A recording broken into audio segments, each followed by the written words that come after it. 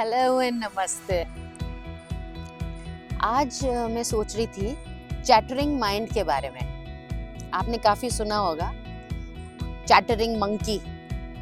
Monkey इधर से उधर उछलता रहता है ना, वैसे ही हमारे दिमाग में भी बातें और चीजें उछलती रहती हैं। एटलीस्ट मेरे साथ ऐसा ही होता था। अभी मैं ये करूंगी और जब मैं ये कर रही हूँ तो मेरा अब दिमाग और एक आगे स्टेप पे चला गया। उसके बाद मैं क्या करूंगी, मैं उसके बाद क्या करूंगी।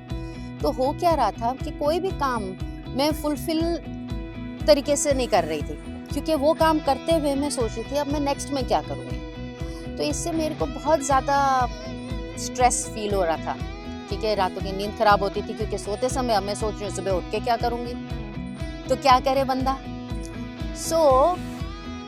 अब मैं ज्ञान की बातें तो बहुत पढ़ती रहती हूँ, सुनती रहती हूँ, तो मुझे आइडियाज वहाँ से मिलते रहते हैं। And I wanted to become aware of what I am doing. तो सबसे आसान तरीका जो मुझे लगा वाज जर्नलिंग, लिखना।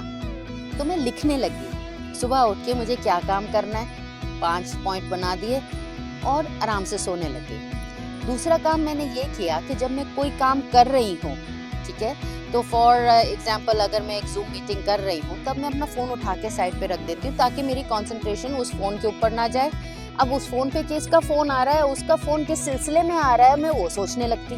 तो ना मैं जूम मीटिंग में फोकस कर पाती, ना मैं उस काम में फोकस कर सकती थी। दूसरी चीज़ जो मैं सोचती थी कि अरे अगर घर में मम्मी पापा का फ़ोन आया तो कुछ इमरजेंसी हो गई तो क्या करूँगी।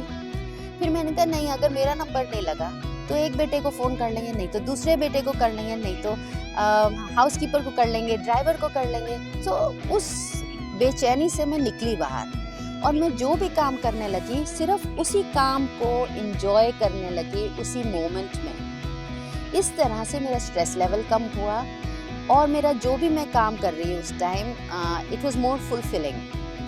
बट मेरे को प्रैक्टिस करना पड़ा और अभी भी करती हूँ। And let me tell you guys, it's really working. It keeps me happy and it makes me do work well. I hope आपके साथ भी ऐसा होता ही होगा। I'm sure मैं कोई अनोखी तो हूँ नहीं। तो आप क्या कीजिएगा, आप लोग क्या करते हैं उसको शेयर कीजिएगा। It would really help me with the insights and I would look forward to hearing from you. Bye.